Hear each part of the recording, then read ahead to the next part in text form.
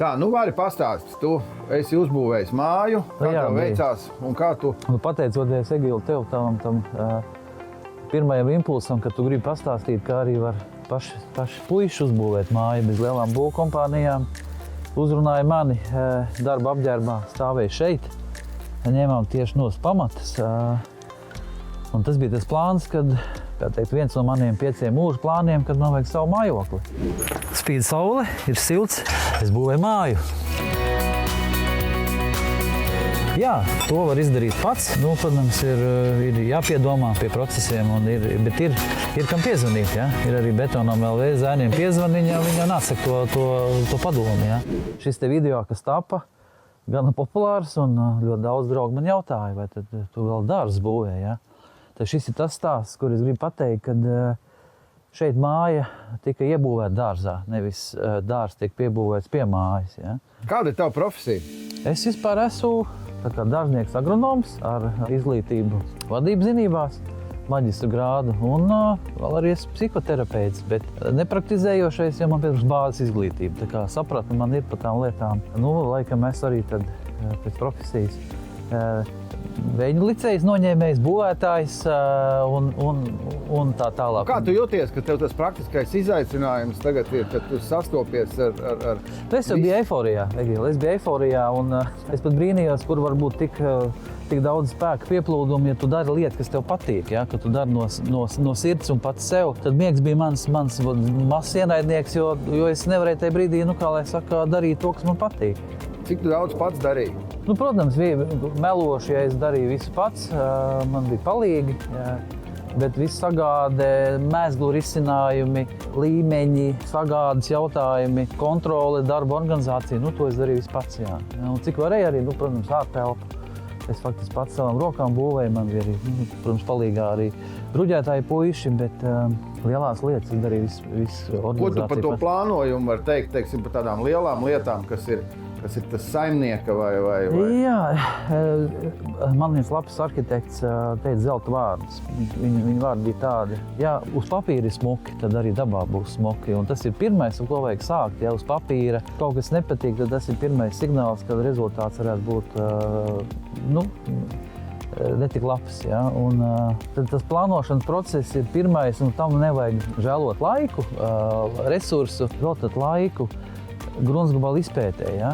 Un šeit arī bija tas, ka, kā jau Jūrmalā, tie gruntsgabali nav izcili neizceļās ar lieliem kvadrātiem. Un ir baigi svarīgi, ka tu to māju tiešām ieliec tur, kur viņi vislabāk jūtās, un lai tā māja kalpo tev, nevis otrādāk. Ja? Protams, tas ir tādu vairāk cilvēku kopdarbs, jo viens jau es nevaru visu izdarīt, ja? Un tas pat nav iespējams. Tāpēc bet vienam jāvada šis projekts. Ja? Un šeit bija labi tas, ka arī faktiski būvdarba vadītājs, daļēji ainava arhitekts, daļēji dizainers un pats lietotājs bija vienā personā. Tas bija manā personā. Ja? Un līdz ar to var iegūt arī tādu izcilu rezultātu, lai ģimene, kā lai saka, justos vienkārši lieliski šajā vidē. Ja? Tā tad ir divas pieejas. Atrodam mēs šos te. Un arī labi būvnieki un arhitekti, par to nav runa. Ja?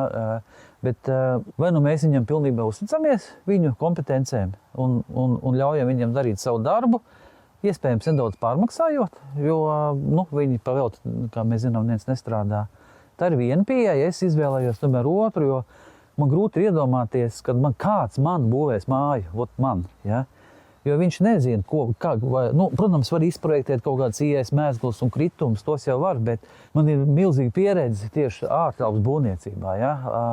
Tātad šos jau tu faktiski visu pieredzi ņem vērā, bet par mēsgliem, par arī kaut vai šeit, ja? Mēs neredzam vienas skrūvīt, ja? Tad tas dēlīts ir pieskrūvēts un ir izdomāts risinājums, kā mēs to darām. Mēs darām to no otras puses un tālāk pieskrūvējam pa tādiem paneļiem.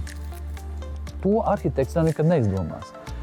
To vai būvdarba vadītājs izdomās. Viņam vienkāršāk ir vienkārši pieskrūvēt pa taisno no attāluma, jo tas rezultāts būtu ok. Ja? Un, ja mēs pavērojam, tad tiešais niansēs veidojās tas kopskats, tā sajūta, kad ir kvalitatīvs tas produkts. Ja? Kaut gan nav tie dārgākie materiāli arī izvēlēti, ja? Bet tieši tas mēslu risinājums. Ja? Un darot to pašam, tikai viena lieta jāsaprot. Ir tam jāvelta milzuma laika, Un vai mēs to varam atļauties, jo bieži vien ir pašiem jāpelna, kā lai saka, naudiņa.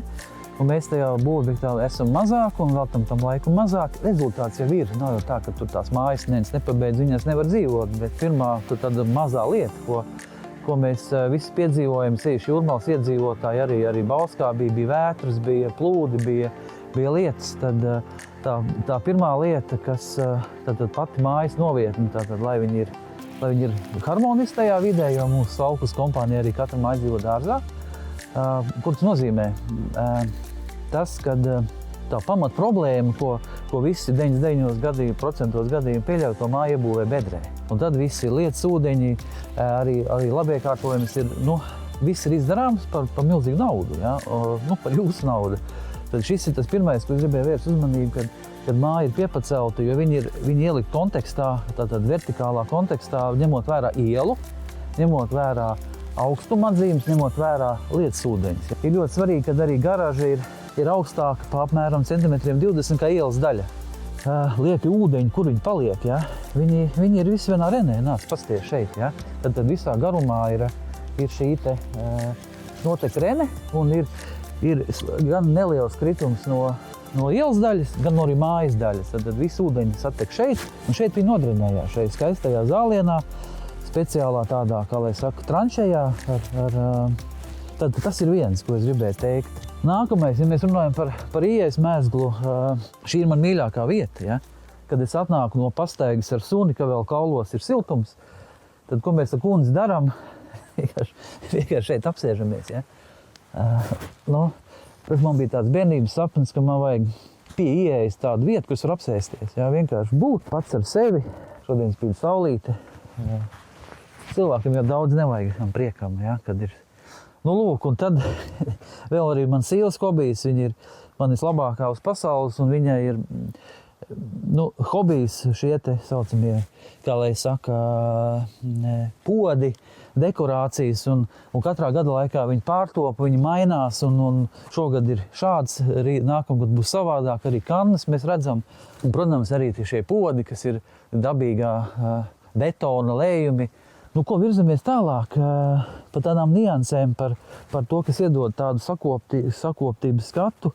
Ja šeit ir māja tāda moderna kantaina, tad arī man ir veidot šīs te apstādījuma dobes ar tādām perfektām līnijām. Ja jūs gribat izcelties starp kaimiņiem un gribat sev darbu, tad gādājiet šādu koku sev dārzā. Viņi jāgriež apmēram 7 reizes gadā.